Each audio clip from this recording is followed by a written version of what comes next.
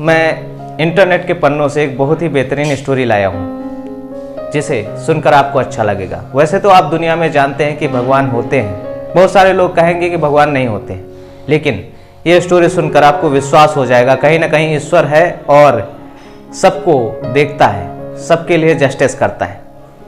एक बार की बात है, एक राइटर जो कि मार्केट जा रहा था, उसका रोज का सुबह का काम था कि वो मार्केट जाता था, दूध लाता था और जल्दी जल्दी जाता था कि मार्केट में दुकान में दूध ना खत्म हो जाए। और इसी दौड़ में वो जल्दी जल्दी जा रहा था और अचानक तेजी से बारिश होने लगती है और बारिश से बचने के लिए वो एक मंदिर के नीचे छिप जाता है।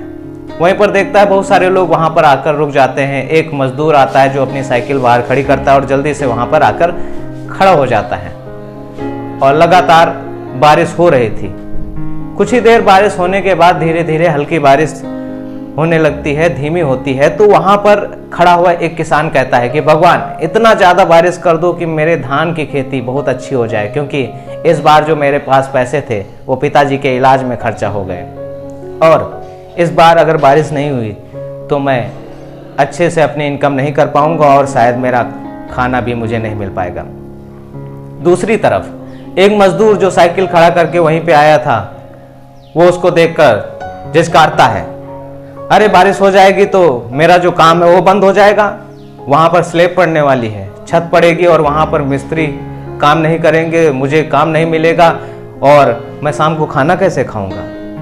बारिश तो बंद हो जानी चाहिए, क्योंकि बारिश अगर नहीं बंद हुई तो मैं भूखा मर जाऊंगा। तो भगवान बारिश बंद कर दो।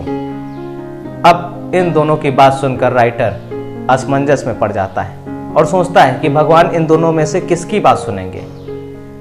तब थोड़ी देर बाद देखता है कि बारिश बिल्कुल थम जाती है और आसमान खाली हो जाता है।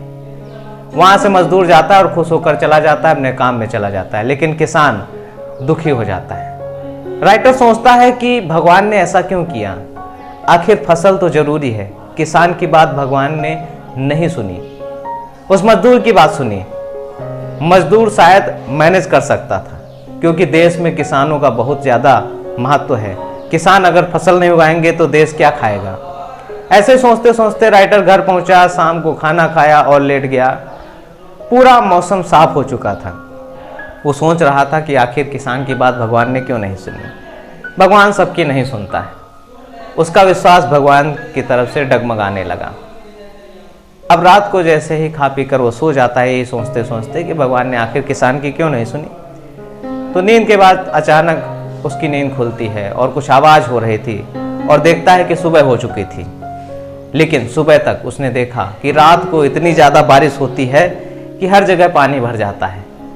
तब उसे समझ में आ जाता है कि भगवान ने कुछ ऐसा एडजस्टमेंट किया था कि दिन को बारिश रोक दी जिससे कि मजदूर का भी काम चल गया और रात को बारिश कर दी जिससे किसान को भी पानी मिल गया।